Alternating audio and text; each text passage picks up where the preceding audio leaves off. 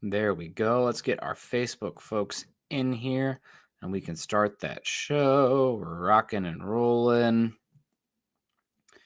1 and 2. All right. Welcome in. Welcome in. It is the 13th of May, and it's time for an episode of Building the Broncos. I am Nick Kendell, joined by Carl Dumler. Carl, how are you doing now that we are in the sleepy time of the year? You know, the draft is come and gone. We're still, digesting the draft, the offseason overall, and excited about the season. And now we're starting, the NFL, they do the best they can to give us little nuggets of content all season. So we're going to be talking about the games that we know that have been revealed so far. And of course, answering everybody's questions and super chats on here. But yeah, Carl, the man, how you doing? It's good to see you on this fine Tuesday evening. I'm good.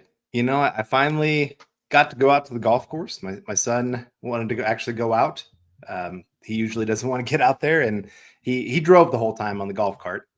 Wow. So I had my own personal driver. Only had 2 times that I feared for my life, where he'd be looking at the birds flying by going, look at that. And then he'd be driving off the road, and then he'd do the course correction a little sharp. And I'd try to be leaning my weight one way, trying to make sure the whole thing didn't tip over, and having to explain that one to my dad of why his golf cart is in 2 pieces kind of thing. But no, it was a good time. I actually golfed well for not playing in like 6-8 months. So that was kind of a nice feeling. Yeah, man. Well, how are things going your way? Stressful, but good. Yeah. Stressful, but good. But that's life. Everybody's healthy right now. So roof over our head still have a job, and talking about an exciting Broncos team. So, there's little nuggets of things to be thankful for and excited about if you look hard enough. And speaking of things we're excited about and thankful for, Papa Bear, David Mickelrath, $5, says, good evening, Broncos country. Good evening to you, Papa Bear. I'm excited to see how your predictions for the season keep changing once those are added in the super chat. But good to see you. Hope you're doing well, and really, really do appreciate the $5. If you guys listening at home are not in a position to, contribute to the show like Papa Bear did here, that's totally fine. Click the thumbs up on the way in, like, subscribe. That helps us a heck of a lot too. We got 6 reacts in here, which is pretty good for how early we are on the Facebook side, but way more viewers on the Facebook side of things and everything. So make sure you guys are dropping it, and that helps us a heck of a lot. So good to see you, Papa Bear. Chase Wellner is in the house. Howdy, y'all. I like to use howdy a lot. That's definitely in the vernacular. I also use folks a lot. So and all my team's chats start off with howdy and then some sort of data-driven whatever. But, it's all good. And speaking of super chats and howdy, down in the Southwest, Michael Ronquillo says, good evening, Nick and Carl on Building the Broncos. Go Bo Broncos. Go, Michael. Good to see you. And we also got Zachary Hintz coming in with the fun family portrait there, the photo there over on the Facebook sides with the stars. So thank you so much, Zachary. Good to see you. Hope you're doing well. Hope you made it a good Mother's Day for the moms in your life. But don't worry, we got Father's Day coming up here soon as well. Did want to say hello to Proud Zenial. Good to see you. I hope you're doing well. 81, we got I'm the Man saying, is there still Chapman's ice cream? Maybe Bo can get a commercial or sponsor. Yeah, I don't know about Chapman's ice cream. You'll have to look that one up for me. I'm not sure. Ernie Mays, go Broncos, country only. Go Bo Nix for 6. Good to see you. Todd Ostendorf is in the house. David Youngkin, great to see you. Daniel Berry Sports Highlights out there says, hey, everyone, happy Tuesday. I think there's a Nuggets game today, talking about sports highlights. I think game 5. So I watched from a distance. The Cardinals got postponed, so we couldn't go for 10 wins in a row. Oh, man. But, that's okay. I got to give everybody else a chance to catch up now that we're winning every single baseball game. Are we allowed to talk about baseball with maybe some Rocky fans in here? You know what? Olive Branch. You guys, you can come be fans of the Birds on the Bat. Cool uniform. St. Louis, I wouldn't say is the best city to visit in the world, but, it's fun, and it's an international brand, no doubt. Good to see you, Todd. Ernie, again, good to see you. I'm the man. I think we got Jason Bonney in the house saying, I really hope we sweep KC this year and shut Nick Wright's big mouth up. Well, speaking of somebody with a big mouth and named Nick, I understand that he's a Chiefs fan. You might not always like what he has to say, and I do hope they shut him up, but I also don't like the constant, everything is awesome all the time crowd. So I think there is some truth sprinkled into his skepticism. I'm not going to agree with everything. Like he's calling Bo Nix like Mac Jones. It's possible that Bo Nix is closer to his ceiling, but it's also, you need to acknowledge reality that it's also possible he's not, right? So he's there to make highlights and, inflame things a little bit.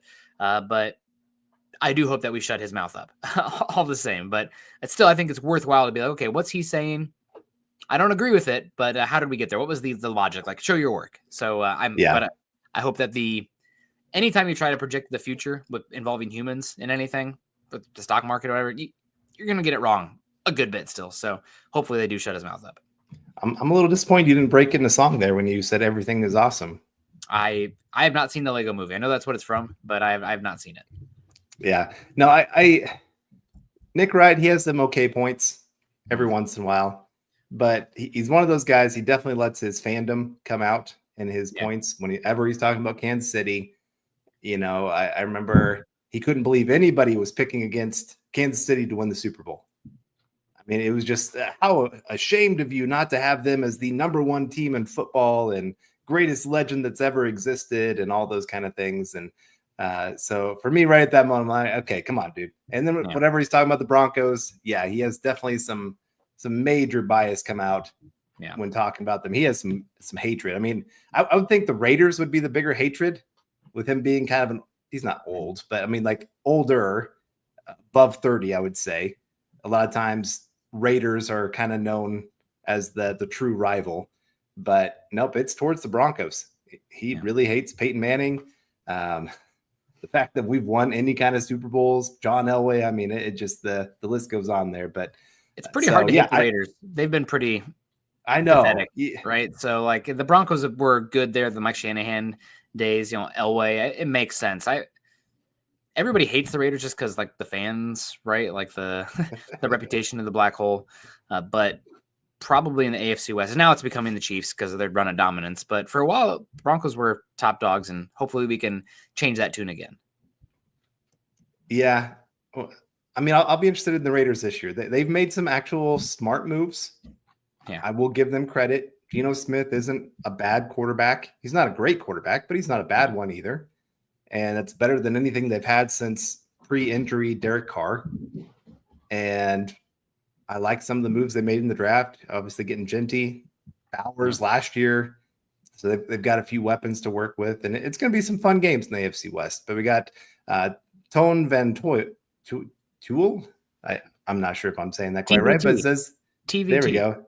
TVT. Hello, everyone in Broncos country. I do believe we will win 11 or 12 wins this year.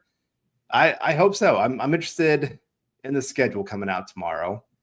And I mean, we're going to talk about a couple of the games that we already know. And are there things in the schedule that you actually pay attention to that say, hey, like this is really good for the team, this is really bad for the team? What are some markers that you're actually caring about when it comes to the release tomorrow? I like to see where the bye week falls.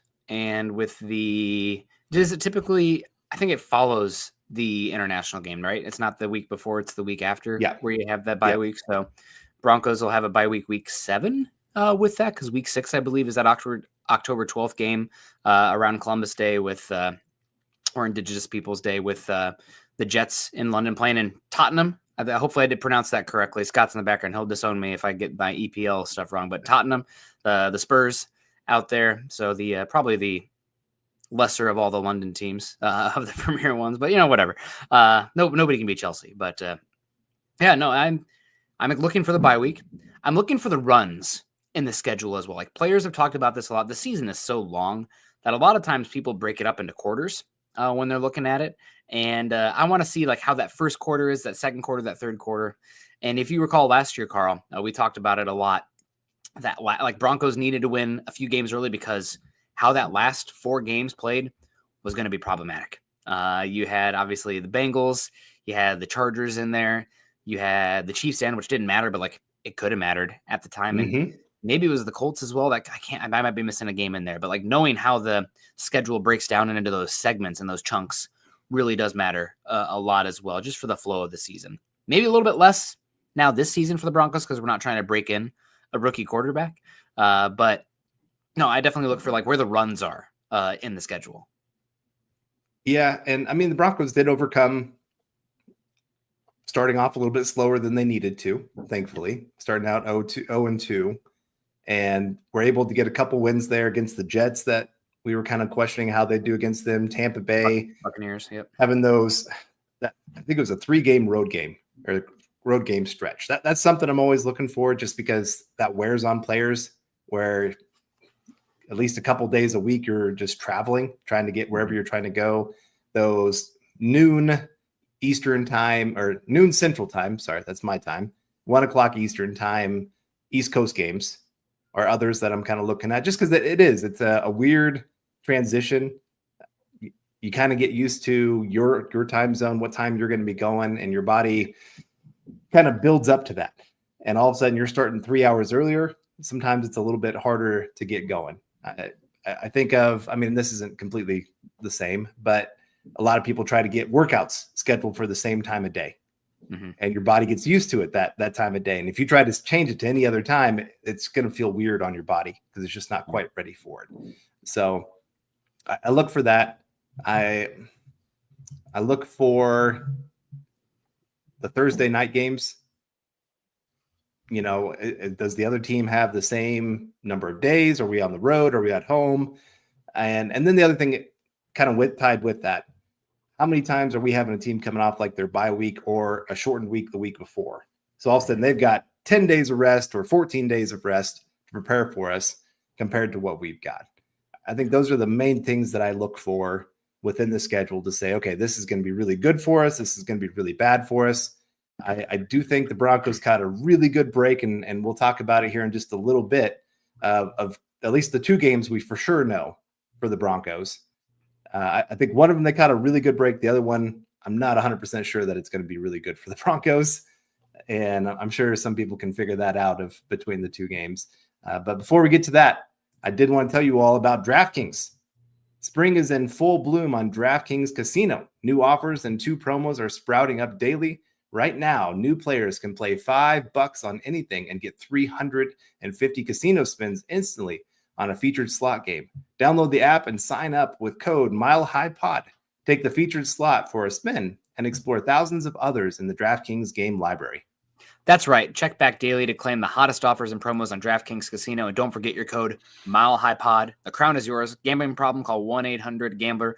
In Connecticut, help is available for problem gambling. Call 888-789-7777 or visit ccpg.org. Please play responsibly. 21 plus. Physically present in Michigan, New Jersey, Pennsylvania, and West Virginia only. Void in Connecticut and Ontario. Eligibility restrictions apply. New customers only. New non-withdrawable casino spins valid for featured games only and expire in 168 hours. See terms at casino.draftkings.com/promos. Ends June 15th, 2025 at 11:59 p.m. Eastern time. So shout out to DraftKings again. That's Mile High Pod. And let's some more folks here in the chat hanging out. Good to see you. We got David Flores and watch Super Bowl celebration on their show with all the humiliating antics against Nick Wright. Yeah, if you talk a lot of smack, then you know you deserve when it comes back. That's for sure. Yep. Hold them accountable. We also got Doug coming in here. Pro 16K. It says Christmas is Jesus' birthday. Happy birthday, Jesus. And it says we know how much Bo loves Jesus. I think we have that great chance in that game. Or is he going to be distracted? You know, like who knows? But no, that's the other one here. Doug with the lead in there. Announced week 17. I think it's the week 17 game, Christmas Day. I think so. Broncos are playing at Kansas City, and I gotta say, seeing that filled me with a little bit of dread, just because I'll have a soon-to-be 2-year-old at that point, and a lot of pressure. Make Christmas special, and that's not just for him, but my parents and wife, and now the game's going to be on, and probably going to be pretty emotionally invested at that point. I'm worried about the Broncos letting me down, because that's a tough game. I mean, but right now, what would you say the spread's going to be? 5.5, 6.5 case. I mean, we've so far Probably. to go, right? But right. What would Vegas set it at right now? Probably 6.5, 5.5. But Denver almost beat them in Kansas City last year. I'm sure Kansas City is going to be a little bit PO'd and have that game circled after Denver barely losing to them last year and then beating the absolute tar, embarrassing them, even though it was the backups, like embarrassing them in that week 18 game last year. Week 18, yep. So I don't know. I'm nervous for that game. I'm happy that it's not the last game of the season, but there could be a lot on the line. I mean, that could easily be the game that determines the AFC West. Yeah, I hate to bring this game up, Don't do it. Ontario Poe, I know you're going to go ahead. Well, no. 2016. Yeah. I was going to bring up the Christmas game against the Rams. Oh, that's God, we don't have good luck on Christmas. We do 2 not. different games, both terrible memories. I know. It's a lot of bad for the Broncos. Yeah. I mean, I hope they can change it. I really do. But as of right now, especially Thursday night game, you're on the road.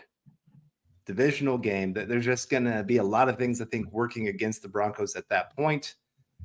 I'm not saying the Broncos are going to lose it, but I feel very nervous about that one. I kind of joked with my wife that I was going to miss Christmas because I was going to go to the game. Kansas City's only 5.5 hours from me. And I've got a group of high school buddies. Most of them are Chiefs fans. And I said, hey, how about all of us meet for Christmas? And each of them were like, do you really want me to tell my wife that? And I told my wife, just joking, and she goes, are you Santa Claus? I said, no. Then she goes, well, then you're going to be here. It's your only excuse if you miss is if you're Santa Claus. So, yeah, I guess I will not be going to that game. But hopefully me and the kids will get a chance to watch it a little bit, stay up a little bit later, and hopefully we're not upset by the end of it and the Broncos find a way to win. And hopefully it's not like last year's Kansas City game in Kansas City where it's that, oh, yes, we got this. You got to be. I don't know. Which is worse, losing by a lot or losing in that fashion? Losing in that fashion is worse. Getting the rug pulled on you. Like I come back to the Broncos playoffs in 2012 and 2013 and like getting embarrassed in the Super Bowl stunk, but like I was so numb to it by like the third quarter. It's just like, oh, they scored again. Woo! Yeah.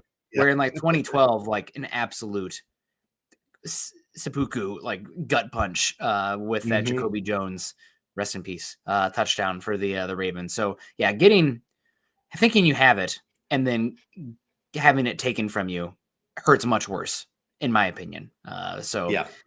But I will say that. So you have that embarrassing game. Was that Nathaniel Hackett's last game? Where you had Patrick Starr clowning Russell Wilson with the pick six. But then also the last time the Broncos played on Christmas, I believe, was that game in Arrowhead in 2016 with Terry Poe, all 360 pounds of him, doing a jump pass touchdown when the game was already like 40-10 at that point. They're just doing it for fun at that point. So yeah, Christmas has not been kind for the Broncos, but it's a new era. This is a new regime. And man, I know the Broncos are chipping at the bit to get after this Kansas City team. So Christmas or not, I don't think it's going to matter too much for those guys. They're motivated and they're going to be definitely dialed in and hopefully have plenty to play for at that point. Mike Gibbons, 1999 Super Chat. Thank you so much, Mike. Hope you're doing well. Happy Tuesday to you. Hope you had a great Mother's Day to all those special moms in your life. And we appreciate you coming in and really supporting the show. I mean, 1999 is nothing to overlook by any means. So if you got anything else in here, we appreciate you. And we'd love to highlight any more of your questions, anything you have. So yeah, because people in the chat kind of remembering as well. Yeah, 96 against Jacksonville was brutal. That was a little bit before my my memories, Carl. I don't know if you remember that one. My first memory is Super Bowl 32 for football. I do remember that one. I'm kind of in that same boat. I was young enough. I was kind of like, oh, that kind of stinks. I didn't realize how favored the Broncos were to win the Super Bowl that year, or at least to make the Super Bowl. I should say that. So it didn't impact me like it did the 2012, where we were so highly favored. You know, we hadn't had a game closer than 7 points since like week 5 or something like that of that year. That was the most dominant Bronco team. Well, 98. I guess 98 was probably the most dominant Bronco team I've ever seen from start to finish. I was 5 years old. So like maybe, yeah. I don't know if the defense was as good, but yeah, maybe. It was pretty darn good. I mean, that was John Elway's last year. Terrell Davis rushing for over 2,000 yards. Rod Smith and McCaffrey, Shannon Sharp. You had that offensive line that was just elite. So that offense was just crazy that year. And then defensively, you had Neil Smith. I'm trying to remember Bill Romanowski. Steve Atwater. I'm trying to remember. I think corners were like Delta O'Neal, or is that before his time? That was before his time. Delta O'Neal was like 2005. He had that punt return yeah. versus the Bengals, their first Monday night game in like 20 years or something. Yeah, I remember Delta O'Neal. That was before his time. I don't know. I couldn't tell you. I know it was a good team. But and I watched the VHSs over and over again. They had one orange VHS and one silver one in the cases. And every single summer, what video do you want to watch? The Broncos Super Bowl run again. God, I never had a chance, man. So I was born into it. But back to the schedule. I did want to say hello to Stir Fry there with the really cute little newborn picture there. Congrats to you again. Happy Mother's Day. Call your mom and thank your wife or partner or whatever. But it says, rocking with MHH while planting. You guys give me a second wind. I'm not sure what you're planting there, but I don't know if you're in Colorado planting things, but God bless you. Hope you're doing well. And yeah, congrats on the little one there. I also got Phil McLaughlin. By Christmas, we will be playing backup since we'll have home field locked up. That would be incredible. I am just hoping that the AFC West is on the line, 1 seed or not. That's all great and dandy. In order to get the 1 seed, you have to beat KC. So first and foremost, win the division. I mean, Sean Payton, I won't forget, he mentioned that like in the immediate post-game press conference in that Bills game, Carl, he mentioned it's really hard to win a road playoff game. We need to win the division. Then they had the press conference in the facilities like 2 days later. Well, next year, we don't want to be playing road playoff games. We need to win the division. So it's all about the AFC West right now.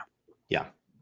I mean, we've seen getting a game in Mile High compared to on the road, that 2015 season, that win against the Patriots in overtime during the regular season to really seal up getting home field advantage. I don't know if we win the Super Bowl if we don't have home field advantage. I don't know. I mean, maybe we still do. I hope so. But that made a huge difference when Patriots had to come to Denver. Yeah. And our defense could play lights out with the crowd, making them have to have a silent count, all those kind of things. So if the Broncos could get themselves a home game, it'd be great. I do think the Chiefs are vulnerable. I think you look at the Chargers, I think they got better. The Broncos definitely got better. Raiders got better. I don't think they're going to have these easy games that they've had for a while in the AFC West. Last year was a little bit different because he had a couple more teams rise up in the Chargers and Broncos. But yeah, they're going to have a much tougher time. Travis Kelce, how much does he really have left? He's been looking like he's been slowing down the last couple of years. Chris Jones getting up there a little bit more in age. I mean, he's still great. Don't get me wrong, but I don't know if he's best interior defensive lineman in football anymore. We'll have to see on that. And offensive line, they still got a lot of things that they got to figure out there. Running back, even wide receiver. I'm not sure exactly what they've got, depending on how Rice comes back from injury and suspension. We haven't even heard what his suspension is going to be. So Chiefs have a lot more question marks this year than they've had at least the last probably 5 years. Doesn't mean that they're not going to still be a really good team. I still expect they will be. Whenever you've got Andy Reid and Patrick Mahomes, you've got a chance in every game. But like I said, Broncos look a lot more confident. They feel like they found their quarterback. If Bo Nix takes that next step and these new pieces that came in stay healthy, Broncos could really, really stand a nice chance. Yeah. Chargers, again, they've got a lot of nice pieces as well. I would love Ladd McConkey for our wide receiver core. Oh, yeah. I mean, I think first-time talent just couldn't stay healthy. Yeah, right? I do. I think he could end up being one of those wide receivers that is very underrated for the next couple years until people really catch on. Hey, this guy's got staying power. He's going to be somewhere between 1,000 and 1,200 yards every year kind of guy. I mean, if he stays healthy, like you said, that's going to be a problem for him, but or at least a thing he has to overcome. So I do. I like what the Chargers have done. They took one of my favorite wide receivers, Trey Harris, in the draft.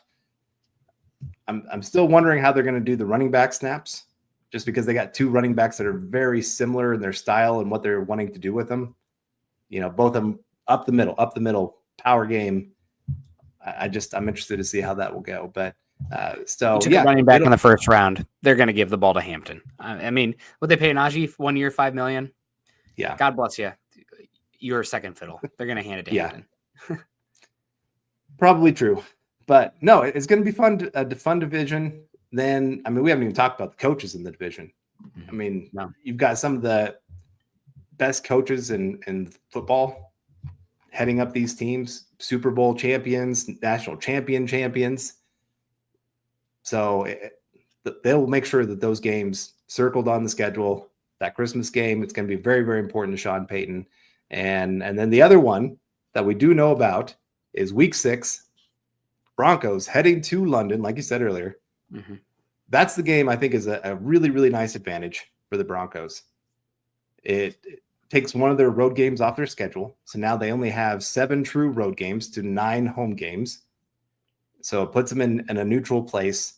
Not that I thought the Jets were going to be a really, really tough opponent, but I was worried that they were going to be one of those noon Central Time East Coast games that sometimes can be a real struggle for the Broncos. And so now putting it on neutral field, I think the Broncos got a nice little advantage right there. I don't like the bye week being week 7. I wish it was maybe just 2 or 3 weeks later. About week 10 is like the sweet spot for me when I'm looking for bye week. But week 7 is the worst either. No. Yeah, by any means. And yeah, the week 6 matchup versus the Jets, I'm really happy that the Broncos don't have to go back to East Rutherford because last season's game was a atrocity to the eyes with everything that was going on. I mean, I know the weather was bad, but man, and both offenses were just absolutely terrible. So hopefully we can see a little bit better there out in Tottenham's stadium out there in England and London. And we got Denver Luke coming in, says howdy boys, picked up C. diff. Oh my God, dude. Picked up C. diff while I was in the hospital for jaw surgery. It's horrible. Happy to be here though. Dude, that is some nasty stuff. I volunteered in the hospital and that stuff. It is nosocomial infections are no joke. I cannot think of the famous epidemiologist said it, but he said the hospital is no place for a sick person because you get bleep like C. diff. So, man, my heart goes out to you, man. I got nothing to say, but glad you're here, and hopefully you don't have a strain that's resistant, and you are on a good path to getting healthy because that is horrible. And C. diff's a bacteria. It is no joke. It's really bad.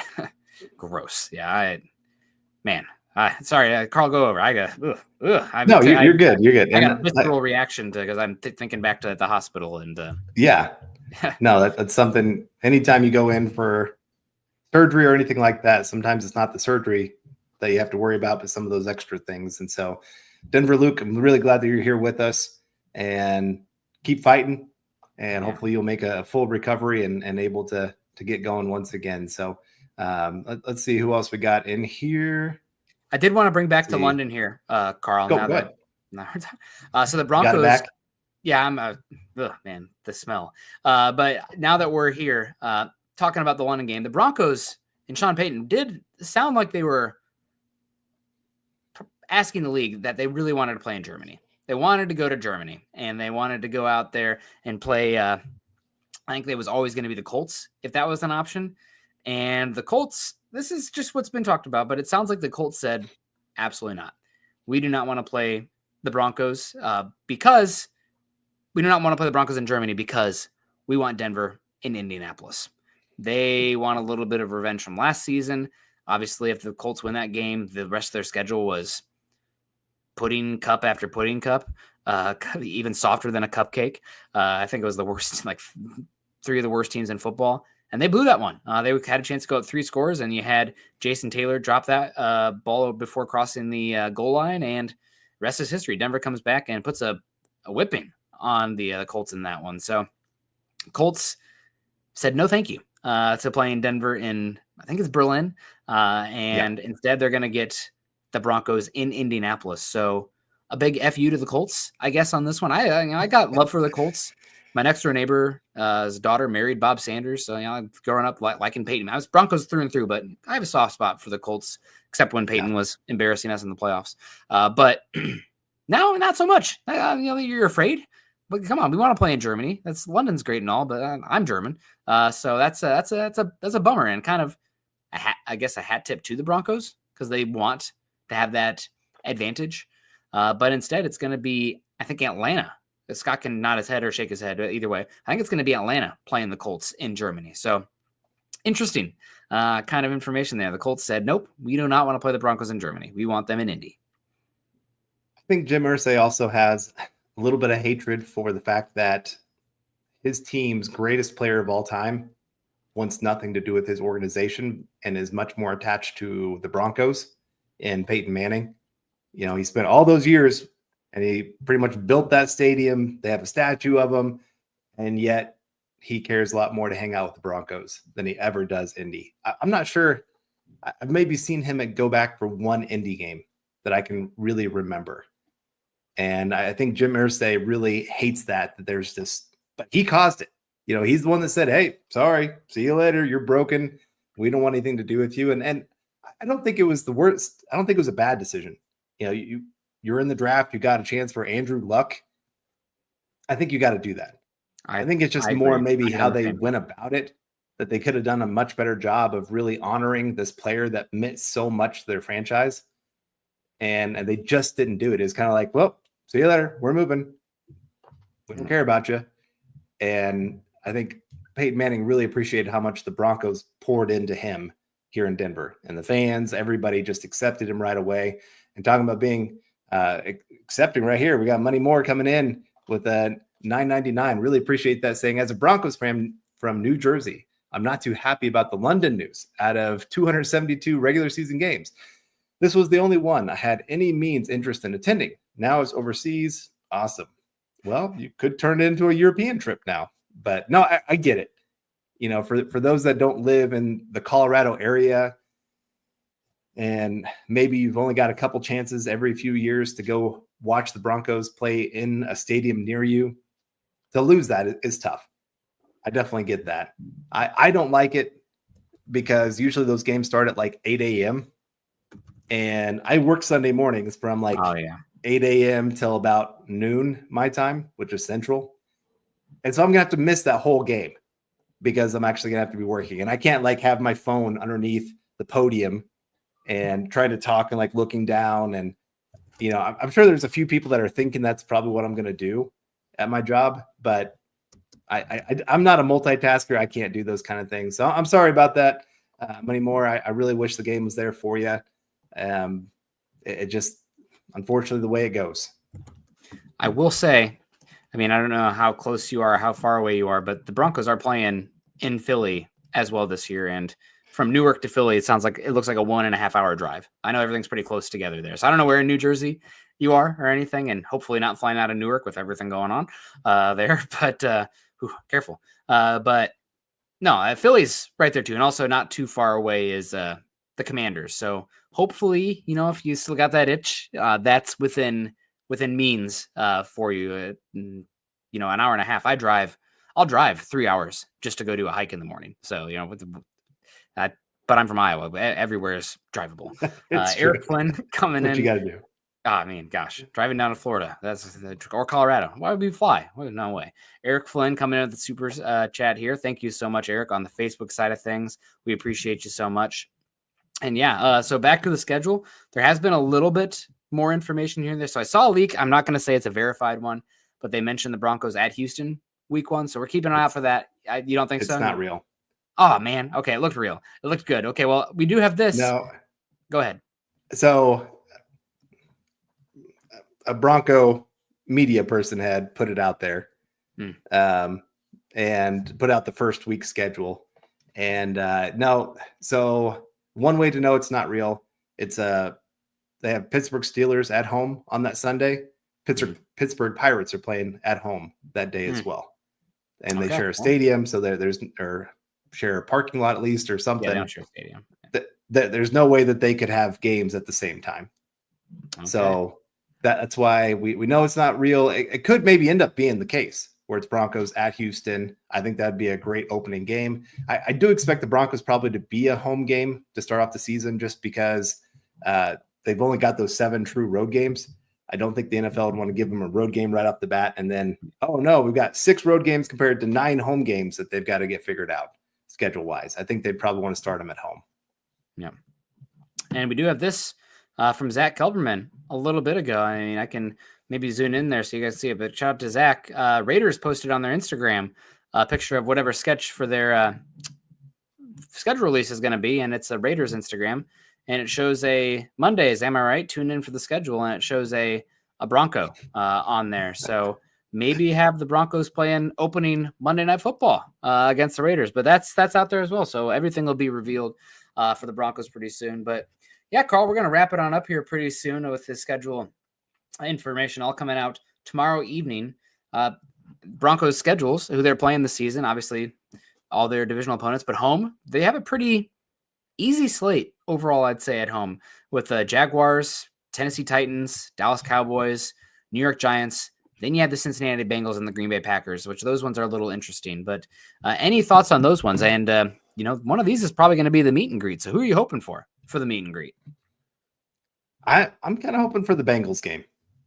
Okay. I think that would be a fun one. Just two offenses that are going to be battling it out, that our defense against that Bengals offense, maybe a little bit of revenge for how much they got beat in that one. Losing the way the Broncos did, of making that huge comeback, last second touchdown in the regular part of the game, and then unfortunately not going for two. I'm still going to hold a grudge against Sean Payton for that one, but then losing in overtime like they did. Troy Franklin wide open, just barely missed him for that big first down. And that's the game of inches that the NFL really is. You catch that, have that first down, maybe Broncos are winning that game. Maybe then the Bengals fans are not complaining like, oh, we should have been in the playoffs to the Broncos. All that fun stuff that, lose or win earlier in the season then. Don't lose the Patriots week 1 or whatever it was. Like, yeah, you just take care of your business. Every game counts. So your season can't be, you're not going to win your season week 1, but you can lose it. The away schedule for the Broncos is much tougher. Unfortunately, much tougher. So we could see a pretty dichotomized home record versus away record for the Broncos. But that means they really need to take care of business at home. But away, obviously, divisional opponents again. And you got the Texans, who, surprisingly, this is a team that I think people are shocked about this, but when you qualify EPA per play based on win probability, so getting out garbage time, the Broncos finished 4th in EPA per play, and they also finished 4th in DVOA defense last season. One of the teams that the same 3 teams were ahead of Broncos in both metrics. One of them was the Houston Texans.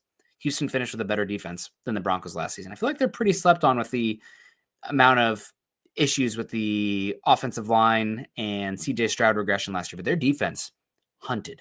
They were really good. So that's a tough one. That was a team that was defense that was better than Denver's last season by the advanced metrics. You also have the Colts away, the Eagles away, the Commanders away, and the Jets. We know where that's going to be. So that's a really tough away slate. I don't know. We'll see what happens. I think the schedule's a little tougher than last season overall, but man, it's nice to have those home ones. You still got to take care of business, but you might have to steal a couple with those away ones. Those are going to be tough. Yeah, I do think Texans, because that offensive line is vulnerable, I would really like to get them earlier in the year, because they've got so many new pieces on that offensive line. And a new offensive coordinator. Right. So maybe you catch them a little bit off kilter. They're not at 100% yet. That's why I'd love to have Raiders early in the season before Geno Smith and all those pieces get working too well. Just catch a couple of those teams early on when they're trying to figure some things out. I think that would be a huge advantage for the Broncos, who have their offense and defensive coordinator returning. I mean, Sean Payton's offensive coordinator.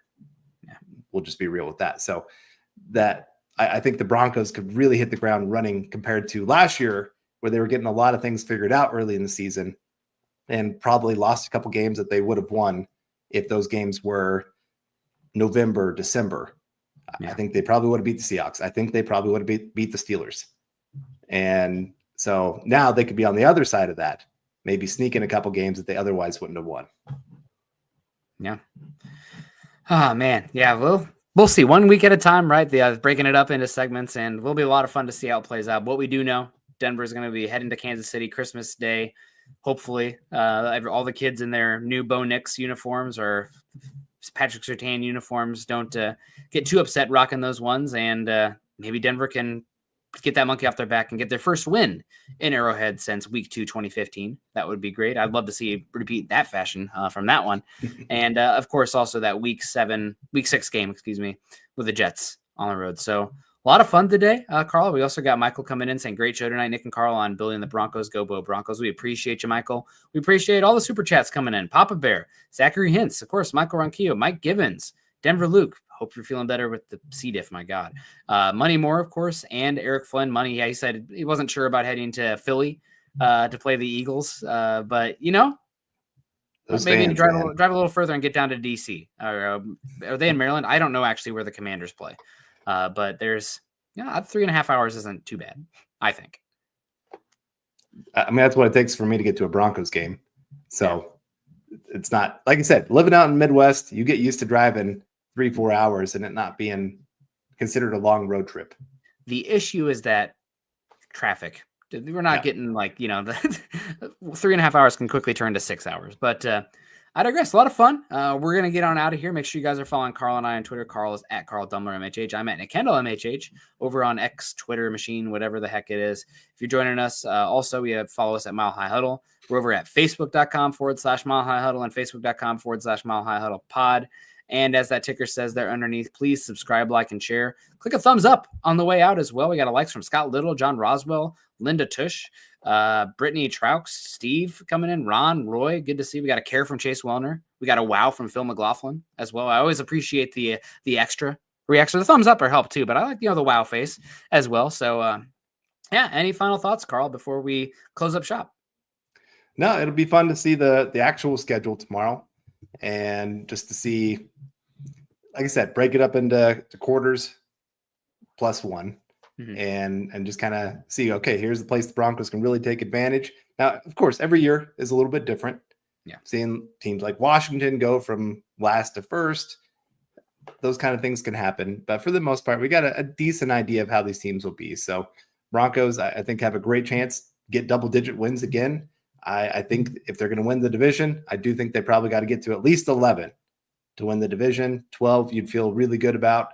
And finally get that home game that we've been missing since 2015. Yeah, man. It would be nice to win the division. And, 2025 is going to be an awesome year for the Broncos. I can just feel it. So appreciate everyone. Have a great rest of your night. Continue to choose kindness and compassion. And as always, go Broncos.